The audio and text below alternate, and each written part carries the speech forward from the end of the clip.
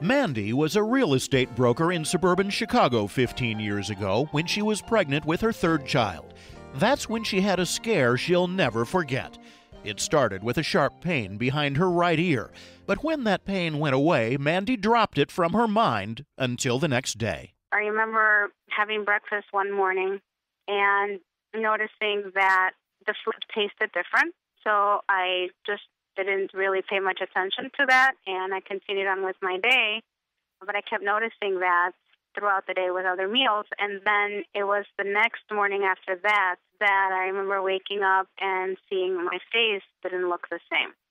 The left side of my face that seemed to be drooping, I guess, where I had no ability of movement, facial muscles, and I tried drinking something that morning, and I remember not being able to put my lips up to the cup on that side of my face.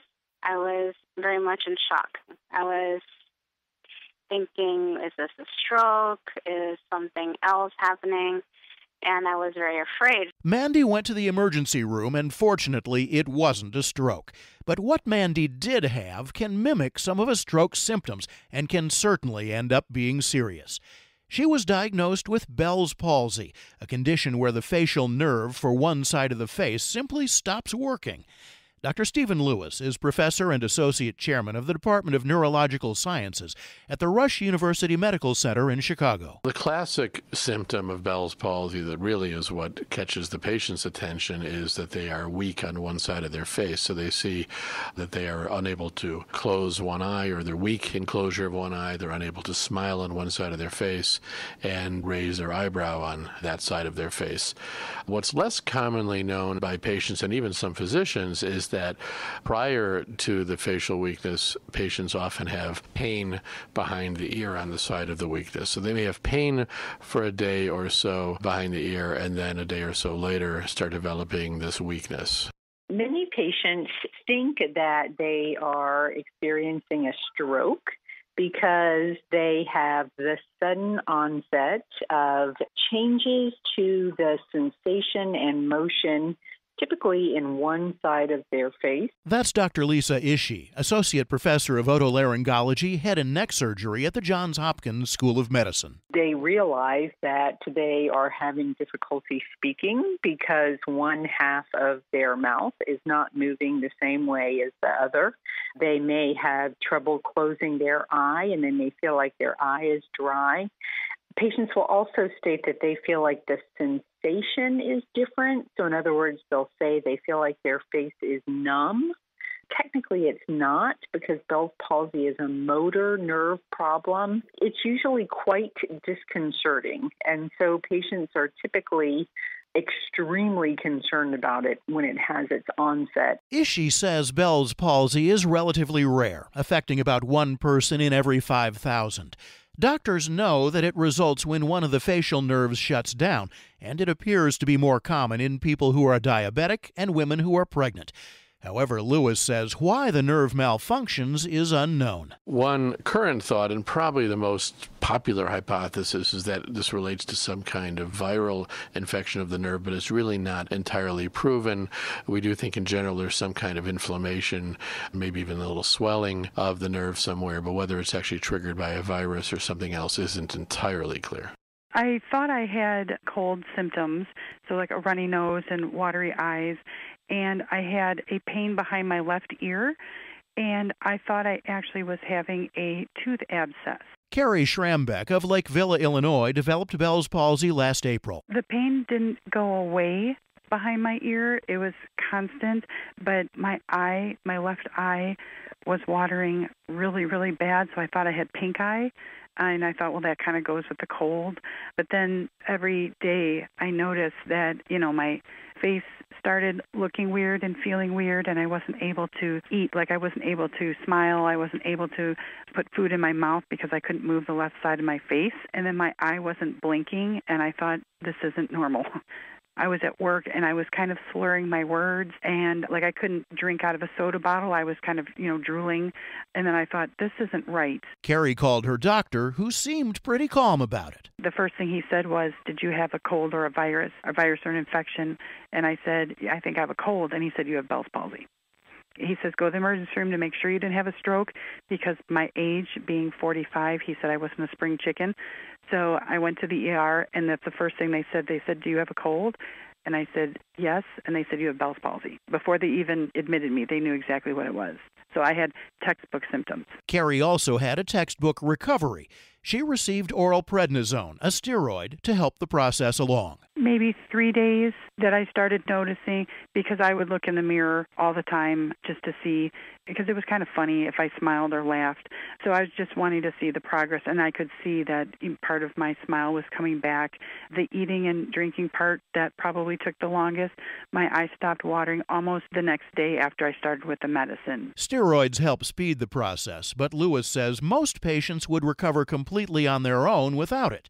Usual recovery time is 4 to 8 weeks. About 70% of people will make a complete recovery, and of that remaining 30%, most will make a very good recovery, and a few will not recover as well. So our intention as physicians is to increase the chances of a very good recovery in a condition that already has a pretty good chance of a very good recovery. There is pretty good evidence that steroids given early in the course of a Bell's palsy, and the studies I think typically are done within 3 days of the onset, although we'd probably give it even if a patient showed up a little later. But steroids given early in the course of a Bell's palsy, we do think further improve one's chances of a good recovery. There has been a fair amount of usage and discussion around the use of antiviral therapies. The data are less clear. So, in fact, we recommended against treating with antiviral therapy alone, because there were not good enough data to say whether or not the addition of antiviral therapy to steroid therapy was better than steroid therapy alone.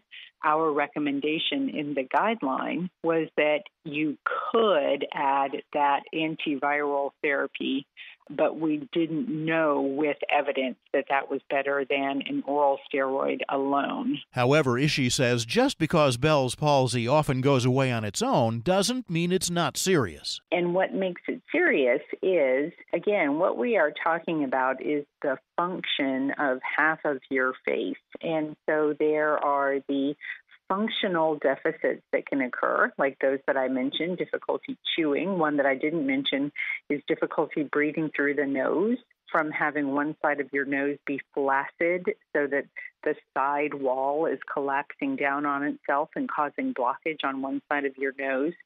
It can be extremely critical if individuals cannot close their eyelid completely and their eye is exposed.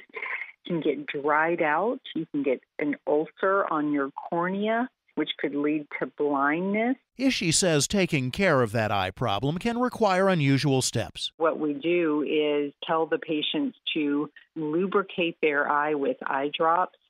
And depending on the amount of exposure that they have, what we encourage them to do at night when they're sleeping, for example, to use what's called a moisture chamber, where they can literally take a piece of saran wrap and tape it around the involved eye. And what that does is that traps moisture while they're sleeping to help provide some lubrication, since they aren't doing it themselves. Ishii says patients also have to deal with severe social effects when half of their face doesn't work right. They are unable to express emotion in a normal way. And we've actually done research on this to measure how they are perceived, and they are perceived quite negatively, both from an attractiveness standpoint, from the standpoint of what type of emotion are they trying to convey, whereby when a patient who has this deficit smiles, especially in the extreme stages of it, rather than being interpreted as happy, they'll be interpreted as angry. And so it has tremendous impact on their social interactions with others. That's similar to what happened to Mandy.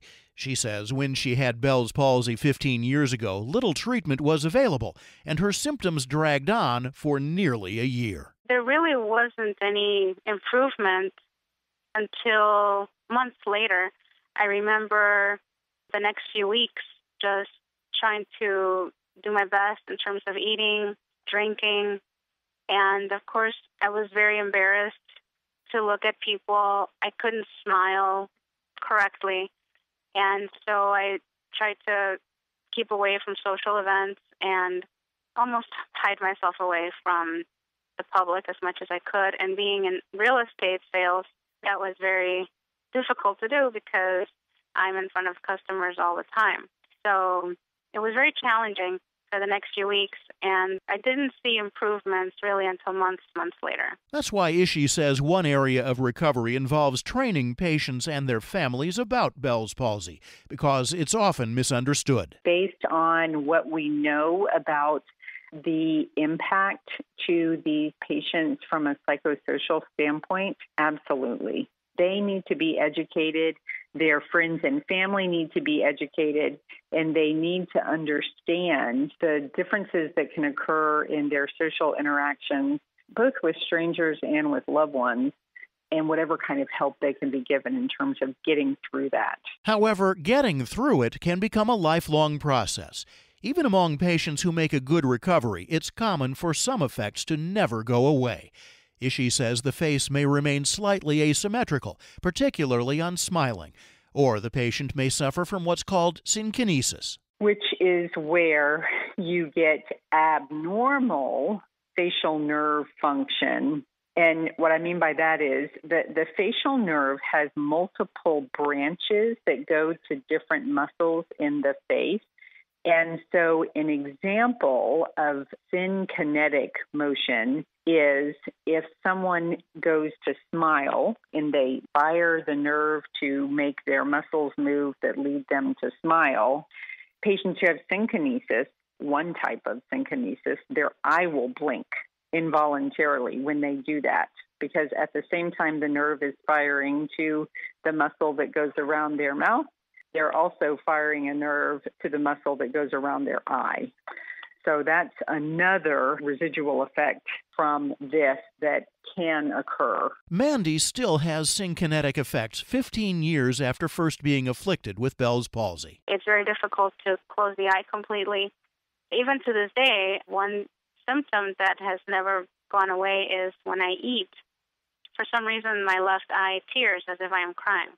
And it's funny because when I eat, people think I'm crying. I always get asked, are you okay? Are you okay? But it's just my eye cries. It just tears.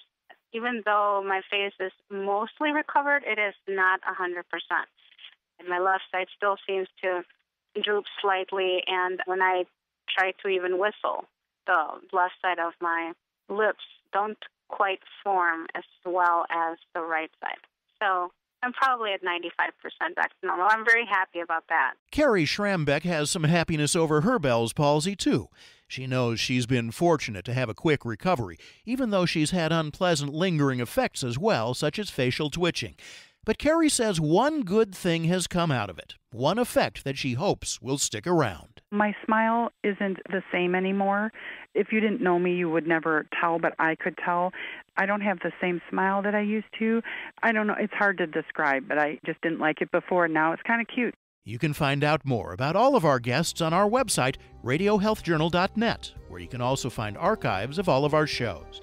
You can also find our shows on iTunes and Stitcher. I'm Reed Pence. It's no picnic to have a serious GI issue such as irritable bowel syndrome or IBS. It can make meal planning for the entire family a stressful chore, especially when you're looking forward to a special meal like a summer barbecue.